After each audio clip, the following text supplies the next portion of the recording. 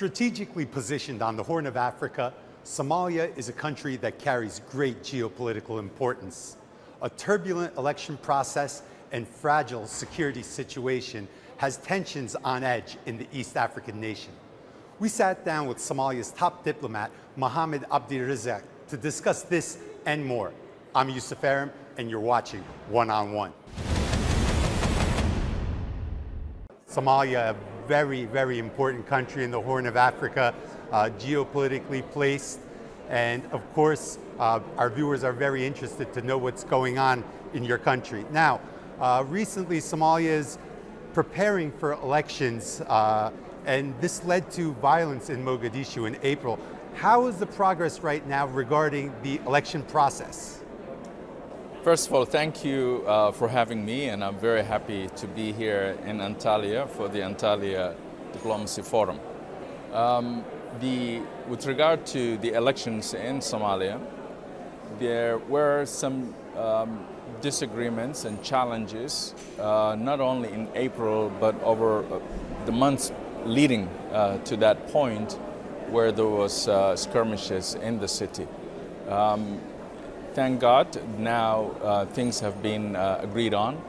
The leaders of the federal government of Somalia, the president, the prime minister, as well as the leaders of the federal member states and opposition have come to an agreement that was amongst Somalis, and the prime minister is leading the efforts for the election management and security and so forth.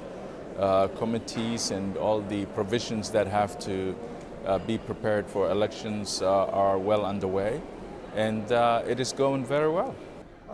We're at the Antalya Diplomacy Forum. You're going to have a lot of bilateral meetings as well on the margins of the forum, and one of those bilateral meetings is going to be with your Turkish counterpart, Foreign Minister Mevlut Çavuşoğlu. Now, Turkey and Somalia have enjoyed very good relations over the past years.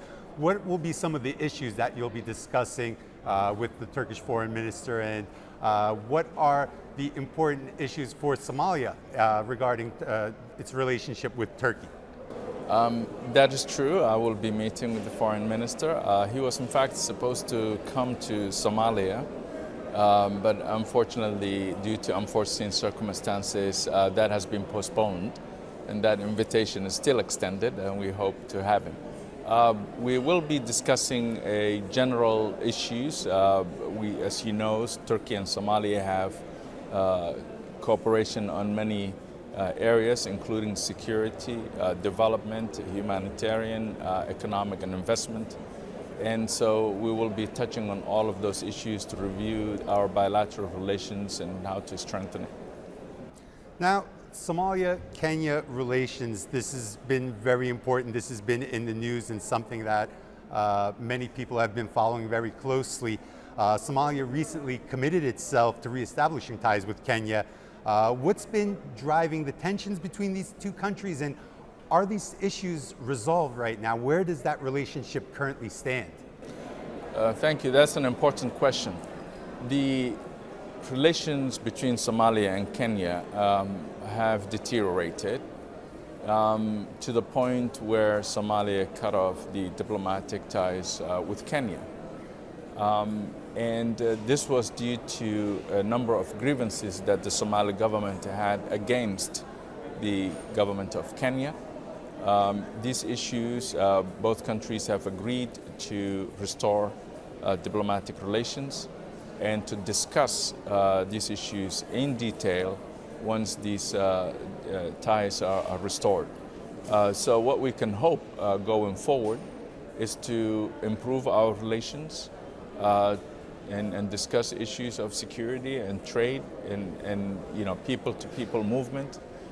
These are two countries that will forever be neighboring.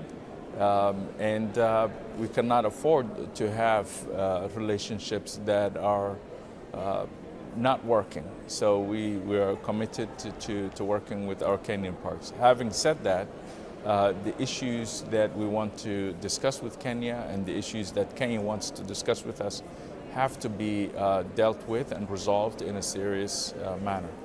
I also want to ask about the maritime issues between Somalia and Kenya as well. What's the current status of that, and what type of resolution is Somalia seeking to these maritime issues? In court, outside of court, negotiated bilaterally? What is the roadmap for Somalia? The issue of the maritime has been ongoing for close to a decade now, and it has been with the courts, International Court of Justice, and we are awaiting all arguments, oral arguments, everything has been completed. The ruling is only what is left. So I think that is best left to the courts. But once that decision is made, Somalia and Kenya would still discuss cooperation and good neighborliness. Now, there's a UN report that says Somalia sent soldiers to fight in Tigray, but your government denies this. Is there any truth to these allegations, or is this just the media releasing misinformation? There's a lot of misinformation. We have talked about this in different forums.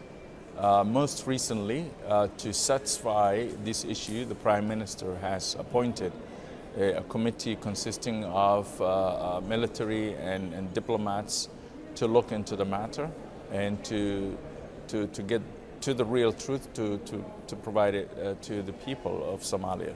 Also, now Somalia conducted major operations against the Al-Shabaab terror group, and most recently we're seeing an increase in counterterrorism operations by Somalia. Where exactly does Somalia stand right now in its war against terror? What's the current situation and the security situation inside Somalia? Look, the fight against terrorism in Somalia has been ongoing for a number of years. The Somali National Army and Somali security forces in general have done a tremendous job in confronting Al-Shabaab and rolling back their influence in many areas.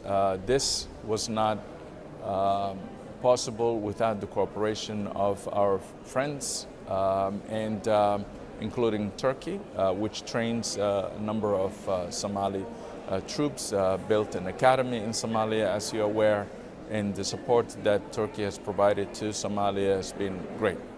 We also have AMISOM troops coming from a number of African countries, both troops and police. And we have other bilateral friends that have contributed to the issue of the security. Now, this has led to Al-Shabaab increasing its attacks in soft targets in the capital. As you may have heard, just a couple of days ago, Al-Shabaab attacked a line of people trying to be recruited to sign up for the military. Unfortunately, 20 plus have died on the spot. Many others were injured, but that never stopped. And this is the spirit and the resilience of the Somalis in confronting Al-Shabaab. And the recruitment went on and concluded as scheduled. And many people still signed up to fight against Al-Shabaab. What you're talking about is the operations that are ongoing in the Middle Shabelle currently. The two regions that operations have been taking place is Lower Shabelle and Middle Shabelle. And those are proceeding very successfully. Our military has the upper hand, and we will defeat Al-Shabaab, inshallah. Inshallah. Earlier this month, the Somalian Prime Minister met with the UAE ambassador to Somalia. Now, your country has had frosty ties with the United Arab Emirates. Is this a sign that relations between Somalia and Abu Dhabi are warming up?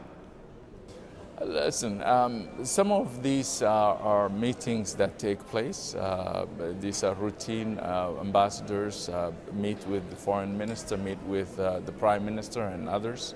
But to answer your question, we are interested in revitalizing and re-energizing our foreign relations with all countries, regardless of what has been in the past.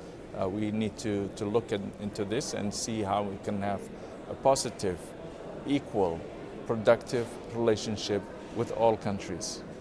Now, I know you're very busy and we've taken a lot of your time, so I just have one last question before you move on to your bilaterals and panels. Now, the African Union mission is due to leave Somalia at the end of this year. Is your country ready to take over its own security given the threat posed by Al-Shabaab? What is the readiness level of the Somalian armed forces and its security services? There is something called Somali Transitional Plan, a plan that moves security responsibility from AMISOM to Somali security forces. And this plan has been approved, has been looked at by AMISOM, the United Nations, and the Somalis. It will put Somali forces and Somali leadership in the front in the defeat against Al-Shabaab and the rebuilding and putting the whole security responsibility on Somalis. If we follow that plan, that Somali transitional plan, yes, ultimately Somalis have to take the responsibility, the full responsibility for its own country. Somalian Foreign Minister Mohamed Abdirizak, thank you for setting aside time for TRT World. Thank you for having me.